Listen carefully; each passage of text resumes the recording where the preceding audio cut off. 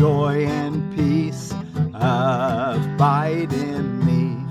Light and joy and peace abide in me. I am the home of light and joy and peace. I welcome them into the home I share with God, because I am a part of Him. Light and joy and peace abide in me. I am as God created me. I am as God created me. I will remain forever as I was, created by the changeless like Himself. And I am one with Him and He with me. I am as God created me. I am as God created me. Light and joy and peace abide in me. I am as God created me. Light and joy and peace abide in me. I am as God created me. Light and joy and peace abide in me. I am as God created me. Well, thank you all so much for joining me here at my home place. I'm Forgiveness Willie, teaching forgiveness from the Ozarks, right in front of a mullein. That's a mullein I showed you the other day. I actually got it in the camera.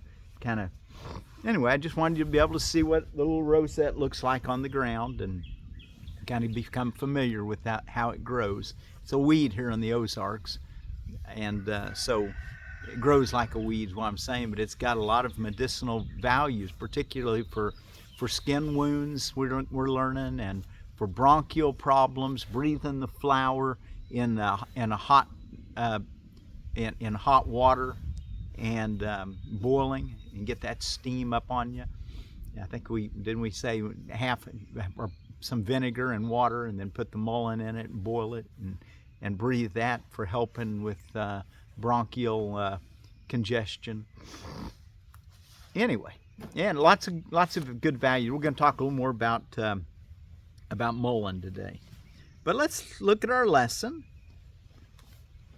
We're reading from the Foundation for Inner Peace version here on lesson 12 or lesson 112 on Wednesday, April the 22nd of 2026. For morning and evening review, light and joy and peace abide in me. I am the home of light and joy and peace. I welcome them into the home I share with God, because I am part of Him. And that was lesson 93 review, 94 review. I am as God created me. I will remain forever as I was, created by the changeless like Himself. And I am one with Him and He with me. On the hour today, tell yourself, light and joy and peace abide in me. And on the half hour, say, I am as God created me. So you remember what to do. We're supposed to take at least 5 minutes when we get up. You can take longer. I'd encourage you to take, 10 or 15 if you're enjoying it and the time passes by quickly and you're enjoying it. Well, then spend more time than 5, but spend at least 5 morning and evening and the last hour before you go to bed. And then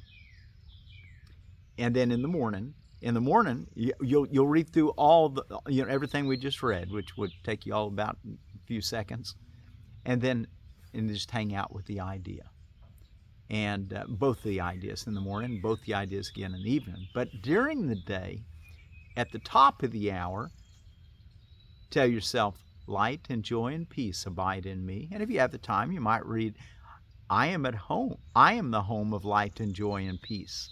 I welcome them into the home I share with God because I am part of Him. And then a half hour later, at the bottom of the hour, say, I am as God created me. And if you have time, you can say, I will remain forever as I was, created by the changeless like Himself, and I am one with Him and He with me.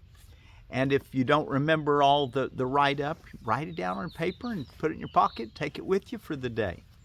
But for a bare minimum, remember, at the top of the hour, light and joy and peace abide in me.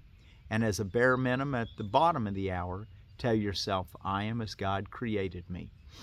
And if you have a minute to close your eyes and let that kind of settle into yourself, do so. And then when you be about your Father's business the rest of the day, try to keep that thought in your mind as you're doing God's will and you're trying to bring heaven to earth.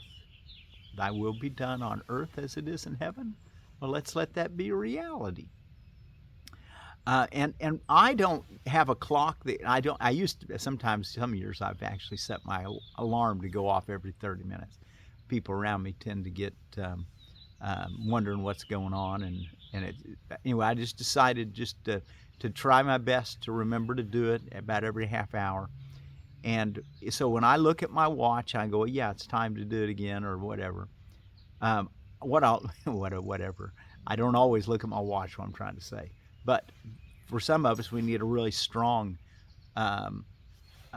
time frequency so that we can actually do what we're supposed to do.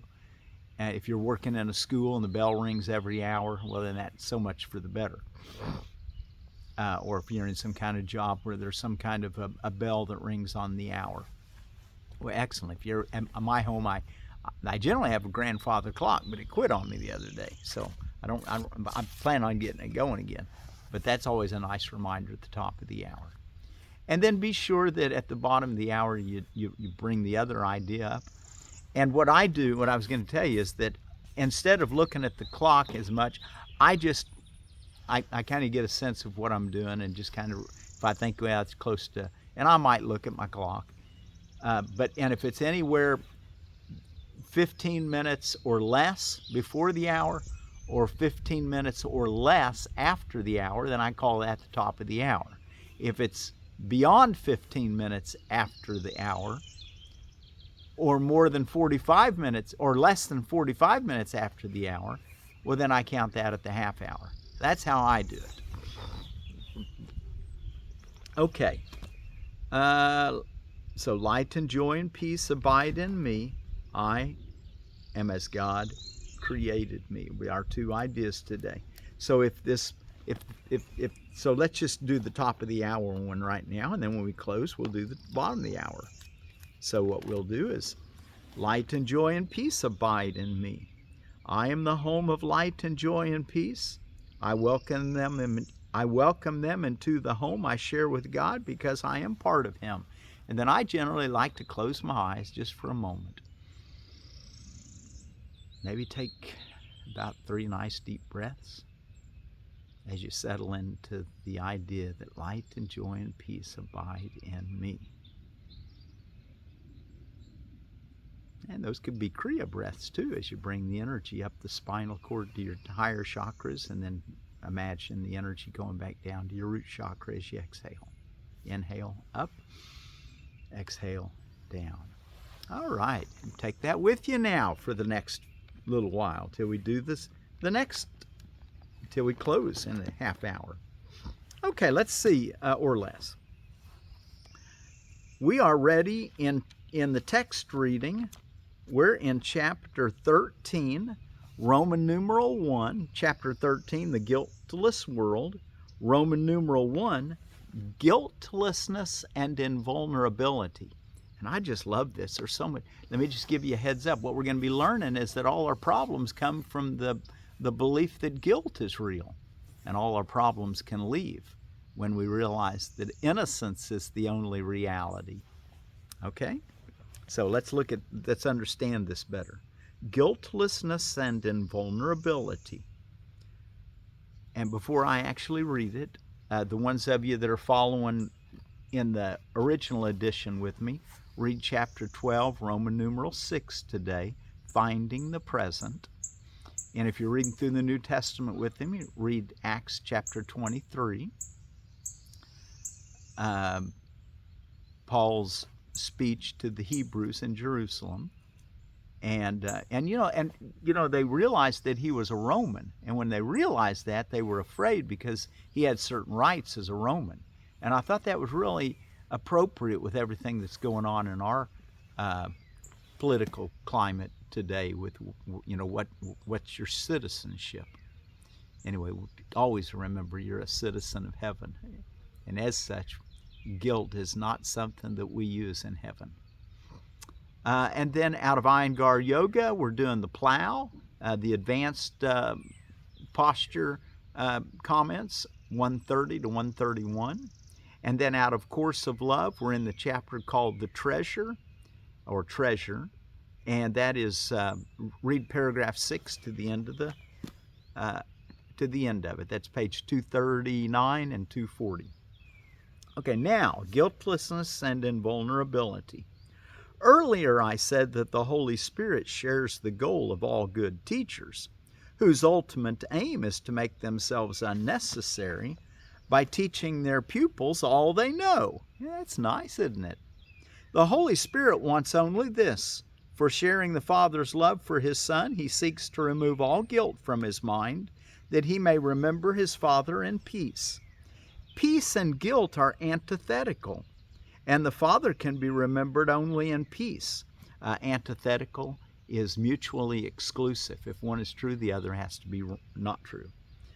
So peace and guilt are antithetical, mutually opposed or opposite. And the Father can be remembered only in peace. Love and guilt cannot coexist, and to accept one is to deny the other. Guilt hides Christ from your sight, for it is the denial of the blamelessness of God's Son. Paragraph 2. In the strange world that you have made, the Son of God has sinned. How could you see Him then? By making Him invisible, the world of retribution rose in the black cloud of guilt that you accepted, and you hold it dear. For the blamelessness of Christ is the proof that the ego never was and can never be. Without guilt, the ego has no life, and God's Son is without guilt. We are without guilt, and the ego can have no light as long as we keep that guiltless perception of ourselves and everyone in our minds. Blamelessness. 3. As you look upon yourself and judge what you do honestly, you may be tempted to wonder how you can be guiltless. Yet consider this: you're not guiltless in time, but in eternity.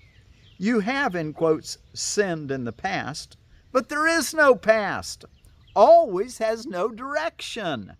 Time seems to go in one direction, but when you reach its end, it will roll up like a long carpet spread along the past behind you and will disappear. As long as you believe the Son of God is guilty, you will walk along this carpet believing that it leads to death. And the journey will seem long and cruel and senseless, for so it is. 4. The journey the Son of God has set Himself is useless indeed, but the journey on which His Father sets Him is one of release and joy. The Father is not cruel, and His Son cannot hurt Himself.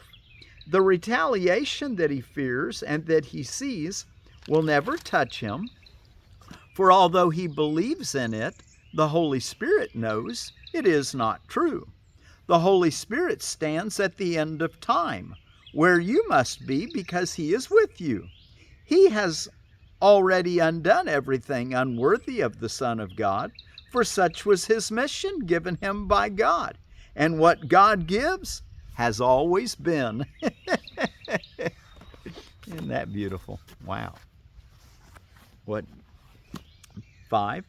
You will see me as you learn the Son of God is guiltless. You'll see Yeshua, God. You'll see the saints, the holy helpers that are here from other galaxies that are highly evolved beyond our present day understanding.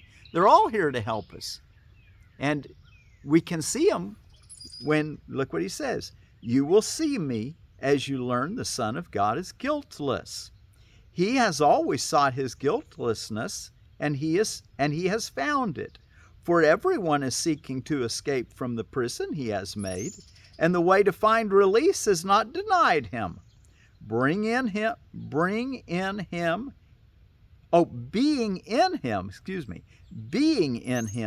he has found it. When he finds it is only a matter of time, and time is but an illusion. For the Son of God is guiltless now, and the brightness of his purity shines untouched forever in God's mind.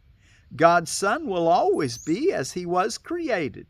Deny your world and judge him not, for his eternal guiltlessness is in the mind of his Father and protects him forever. 6. When you have accepted the atonement or the atonement for yourself, you will realize there is no guilt in God's Son, and only as you look upon him as guiltless can you understand his oneness. For the idea of guilt brings a belief in condemnation of one by another, projecting separation in place of unity. You can condemn only yourself, and by so doing you cannot know that you are God's Son.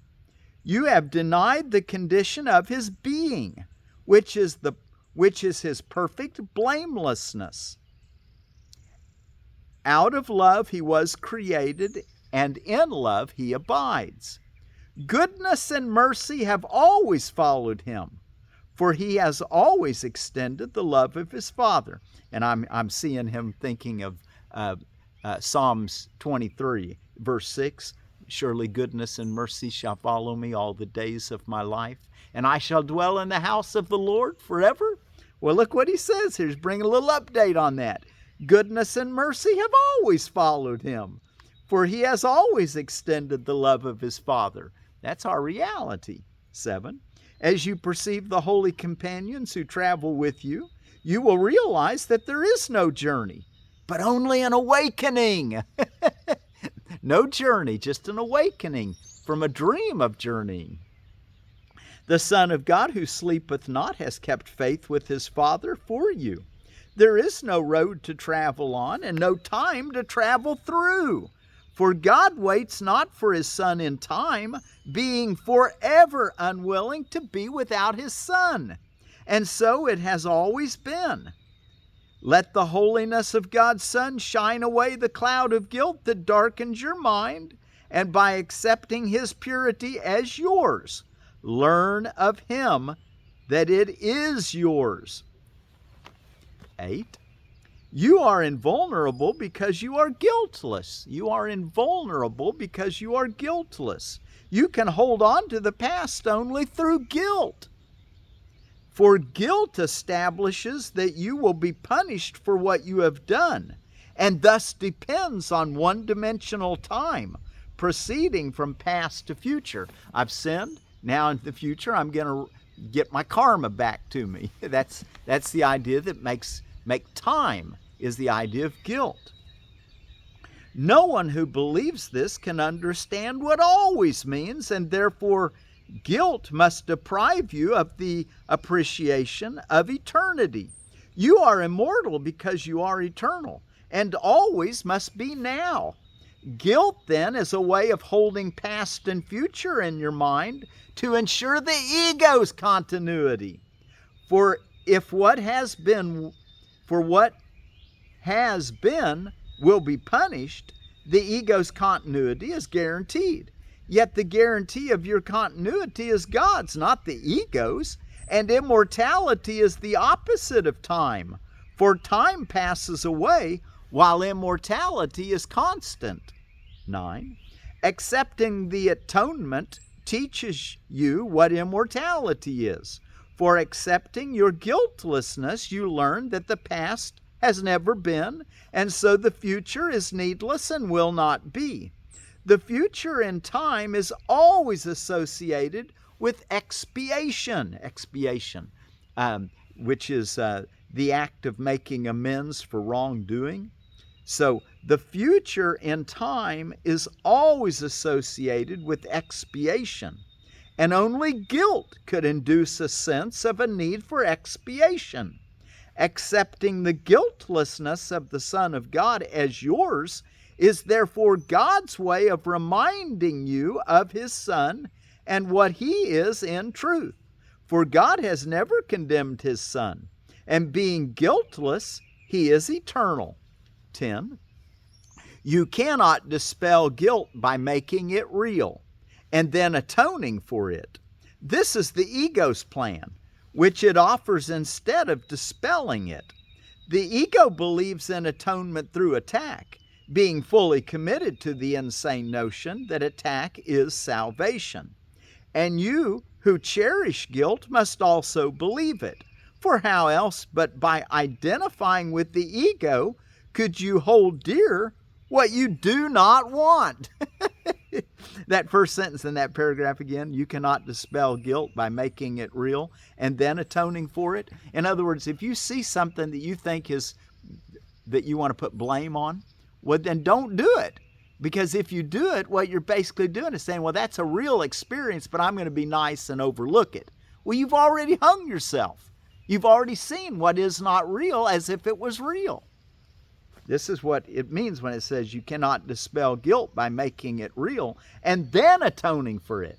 We want to atone for it before we let it seep into our bones and make us think that it's real. We want to look that what's not of God has no reality. And if you do find yourself there, you can always apply this, and you should and can and could. Maybe you can and hopefully will. Okay, and the last paragraph, 11. The ego teaches you to attack yourself because you are guilty, and this must increase the guilt, for guilt is the result of attack. In the ego's teaching, then, there is no escape from guilt, for attack makes guilt real, and if it is real, there is no way to overcome it. The Holy Spirit dispels it simply through the calm recognition that it has never been. As He looks upon the guiltless Son of God, He knows that this is true, and being true for you, you cannot attack yourself, for without guilt, attack is impossible. You then are saved because God's Son is guiltless, and being wholly pure, you are invulnerable. Okay, being wholly pure, we're invulnerable, we're guiltless. Let's don't think that we've done anything that is adverse to our reality. We're going through a dream of guilt, but let's wake up from the dream of guilt and see the world is blameless. And we've been praying it anyway, haven't we? Father, thy kingdom come, thy will be done on earth as it is in heaven. Well, let's let it be now. Let's live it. Let's see the guiltlessness of all our brothers and sisters so that we can remember ourselves and God, our reality. Okay, what all is going on around the world? It's Earth Day. Happy Earth Day, or also known as International Mother Earth Day. It's Yggdrasil, which is also known by many modern-day pagans or Norse spiritual people. Tree Day for modern pagans. Yggdrasil was the immense sacred ash tree of Norse spirituality. And, you know, they recognize that it's a good example of all things are connected. You know, trees are, you know, they put their top out like this. The roots go down the same way. The earth and the sky, the heavens. Trees make a really good example of our interconnectedness with earth and sky. We're sky children living on earth. Thank you, Mother Earth. Let's take good care of her. Ridvan continues for the Baha'i.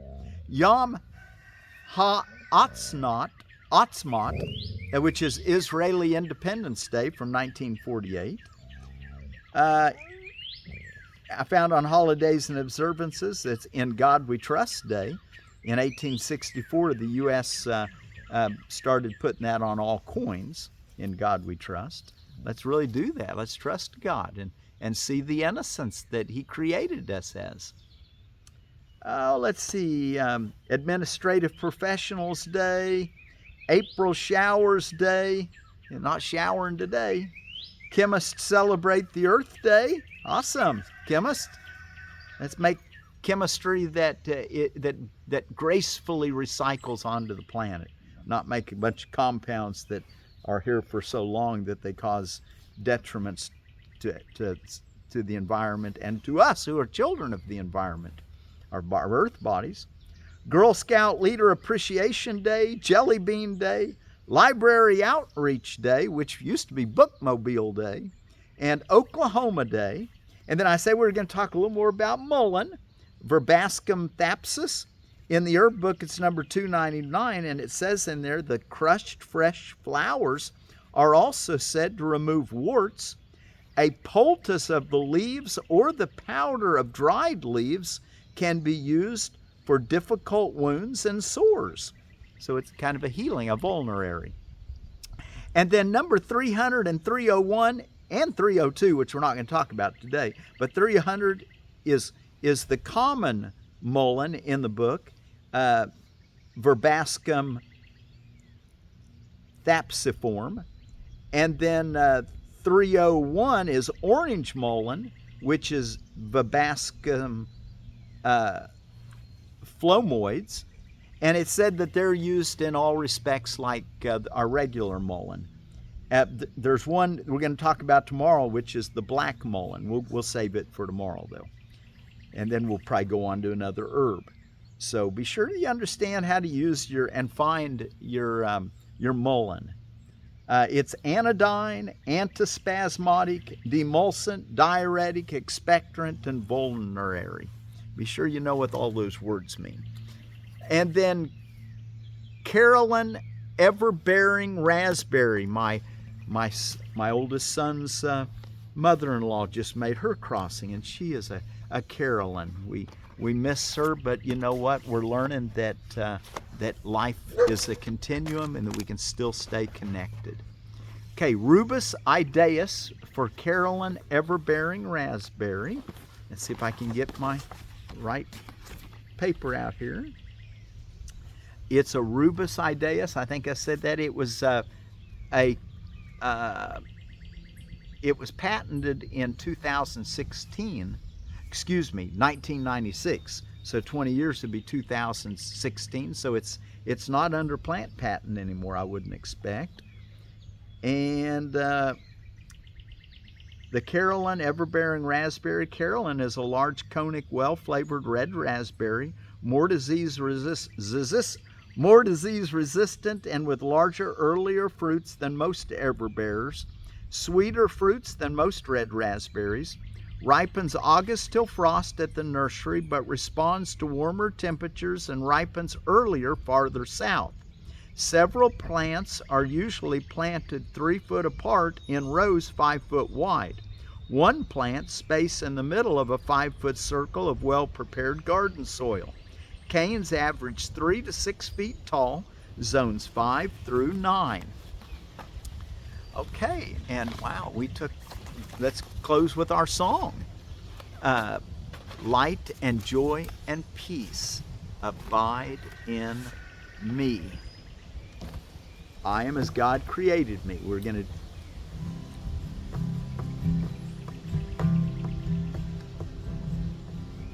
I am as God created me. I am as God created me. I will remain forever as I was, created by the changeless like himself.